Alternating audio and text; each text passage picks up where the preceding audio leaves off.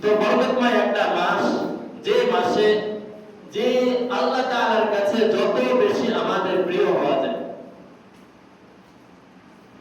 অতীতের বুজুর্গ যারা ছিলেন, আল্লাহর ওলি যারা ছিলেন, জুলফিকার আহমদ নকশবন্দি রাহমাতুল্লাহি আলাইহি, উনি বলেন যে ওনাদের জামানার মধ্যে যে মানুষ, ওনাদের জামানার মধ্যে যারা আল্লাহর ওলি ছিল, তাদের জীবনের মধ্যে যারা যত বেশি রমজান পেত, তাদেরকে সবচেয়ে বড় বুজুর্গ বলা হতো। এখন দেখা হতো কার আয়াতের মধ্যে, কার জীবনের মধ্যে সে কত বেশি রমজান পেল। যে যত বেশি রমজান পেল তাকেই বলা হতো সবচেয়ে বড় বুজুর্গ। এই জন্য মনে করেন বুঝেন রমজান মাস কেমন একটা মাস। এই রমজান মাস আল্লাহ তাআলা সব সময় আমার জন্য সব কিছুর দরজায় খুলে রেখেছে।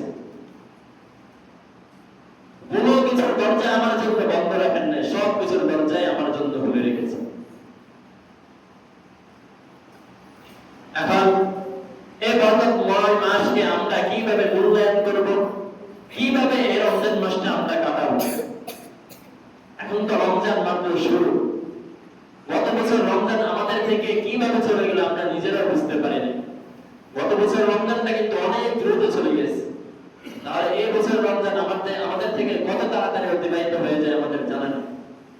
আমাদের অজান্তেই রমজান অতিবাহিত হয়ে যাবে, কিন্তু আমরা কে কতটুকু কামাই করতে পারলাম ওইটা আমাদের জানা নেই। ওইটা একমাত্র আল্লাহ তাআলা জানেন। আমাদের হায়াতের, আমাদের জিন্দেগির কোনো গ্যারান্টি নেই, আমাদের মৃত্যুর কোনো গ্যারান্টি নেই। মৃত্যু যে কোনো মুহূর্তে আমার মাঝে, আপনার মাঝে উপস্থিত হয়ে যেতে পারে। তাহলে এটাও হতে পারে যে এই রমজান আমার জন্য, আপনার জন্য শেষ সমাগম।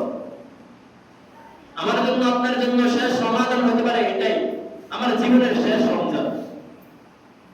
এটা মনে করে যে আমার জীবনের শেষ রমজান যেহেতু এটাই হতে পারে, এটা মনে করে আমি ইবাদত বন্দেগী বাড়াই দিই, আল্লাহ তাআলার সাথে মহব্বতকে বাড়াই দিই। কারণ আমাদের জিন্দেগির তো কোনো গ্যারান্টি নেই। আমি যেখানেই থাকি, যেখানেই লুকিয়ে থাকি, সব জায়গায় আজরাইল আমাকে, আমার সামনে উপস্থিত হবে। তাহলে আমাকে, আপনাকে এই রমাদান কাটানোর জন্য সর্বপ্রথম এই রমজানময়, এই বরকতময় একটা মাসকে, এই সম্মানিত একটা মাসকে আমি যখন রোজা রাখবো, রোজা জিনিসটা কি? রোজা জিনিসটা কি? আমি সুবহ সাদিক থেকে শুরু করে সূর্য অস্ত যাওয়া পর্যন্ত আল্লাহ তাআলার ভয়ে, একমাত্র আল্লাহ তাআলার জন্য সব ধরনের খানা পিনা থেকে নিজেকে বিরত রাখবো। এটা হচ্ছে রমজানের একটা সিয়ামের একটা পারিভাষিক অর্থ। এখন এটার নামে কি শুধু রমজান, যে আমি শুধু আল্লাহ তাআলার ভয়ে, আল্লাহ তাআলার জন্য খানা পিনা থেকে নিজেকে বিরত রাখলাম, এটাই কি রমজান? এটাই কি আমার রোজা রাখা? না, এটা আমার রোজা না। আমার কানের রোজা আছে, আমার মুখের রোজা আছে, আমার শরীরের প্রত্যেকটা অঙ্গ প্রত্যঙ্গের রোজা আছে। শুধু খানা পিনা থেকে আমি নিজেকে বিরত রাখলাম, এটার নাম রোজা না। আমার প্রত্যেকটা অঙ্গের মধ্যে আল্লাহ তাআলা রোজা রেখেছেন। প্রত্যেকটা অঙ্গকে সব কিছু থেকে বিরত রাখার নামই হচ্ছে রোজা। আল্লাহ রাসূল সাল্লাল্লাহু আলাইহি ওয়াসাল্লাম হাদিসের মধ্যে বলেন যে তুমি আল্লাহ তাআলার ভয়ে, আল্লাহ তাআলার ভয়ে খানা পিনা থেকে, সব কিছু থেকে নিজেকে বিরত রাখলে, সব কিছু থেকে নিজেকে বিরত রাখলে, কিন্তু তোমার জবান হেফাজত করলে না, তোমার কানের হেফাজত করলে না, তোমার হাত এবং পায়ের হেফাজত করলে না, তাহলে এটার নাম রোজা না। এগুলা তুমি যা কিছুই করো, তুমি খানা পিনা থেকে নিজেকে বিরত রাখো, ওই আল্লাহ তাআলার কাছে এগুলা কোনো কিছু যায় আসে না। দেখেন আল্লাহ রাসূল সাল্লাল্লাহু আলাইহি ওয়াসাল্লাম কিভাবে বলেছেন যে তুমি নিজে খানা পিনা রেখে নিজেকে বিরত রাখো, এগুলা আল্লাহ তাআলার কাছে কোনো কিছু যায় আসে না। তুমি যদি অন্যায় অশ্লীল কাজ করো, সারাদিন রোজা রাখলা, রোজার ভিতরে ভিতরে অন্যায় অশ্লীল কাজ করলা, গান বাজনা শুনলা, তোমার জবান করলে না, মানুষের নামে গীবত করলা, মানুষের মধ্যে মানুষের পিছনে পিছনে মানুষের নামে গীবত করলা, মানুষের পরনিন্দা করলা, তাহলে এটা তো তোমার রোজা না। তোমার রোজা রেখে লাভটা হলো কি? রোজার নাম হচ্ছে আমি সব কিছু থেকে নিজেকে বিরত রাখবো, একমাত্র কাজ চিহ্ন আল্লাহ তাআলার জন্য, আল্লাহ তাআলার ভয়ে। ইয়া আইয়ুহাল্লাযীনা আমানু কুতিবা আলাইকুমুস সিয়াম কামা কুতিবা আলাল্লাযীনা মিন ক্বাবলিকুম লাআল্লাকুম তাত্তাকুন। হে ইমানদারগণ, তোমাদের উপর রোজাকে ফরজ করা হয়েছে।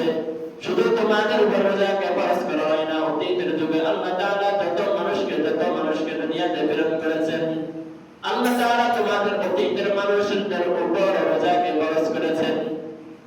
কামা কুতিবা আলাইকুমুস সিয়াম ইয়া আইয়ুহাল্লাযীনা আমানু কুতিবা আলাইকুমুস সিয়াম কামা কুতিবা আলাল্লাযীনা মিন ক্বাবলিকুম লাআল্লাকুম তাত্তাকুন। রোজাকে একমাত্র তোমাদের উপর ফরজ করা হয়েছে, সবার জন্য ফরজ করা হয়েছে, একমাত্র এই জন্য যে যাতে তোমরা তাকওয়াবান হতে পারো। তোমরা তাকওয়াবান হওয়ার জন্য আল্লাহ তাআলা তোমাদের উপর রোজাকে ফরজ করেছেন। এখন রমজান মাস হচ্ছে তাকওয়ার মাস। রমজান মাসের আরেকটা নাম হচ্ছে আমার তাকওয়ার মাস।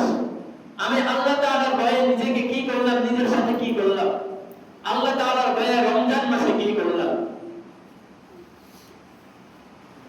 এখন আমরা বর্তমান সমাজের মধ্যে দেখি যারা রিকশা চালক, গাড়ি চালায়, বিভিন্ন কাজকর্ম করে, খামারে যারা আছে, এখন কাজ করতে করতে করতে করতে তারা কষ্ট তাদের আর সহ্য হয় না। এখন কি করে? রোজাটা ভেঙে ফেলে। কি জন্য? ওই রিজিকের জন্য সে কাজ করতেছে। এখন সে রিজিকের জন্য সে কাজ করতেছে, সে কাজ করতে পারবে না যদি রোজা রাখে। যদি রোজা রাখে সে কাজ করতে কষ্ট হয়ে যাবে, এই জন্য রোজা রাখে না। অথচ সে রবের কাছে রিজিকের অভাব আছে। ওমান ইয়াত্তাকিল্লাহ ইয়াজআল লাহু মাখরাজা ওয়া ইয়ারযুকুহু মিন হাইথু লা ইয়াহতাসিব।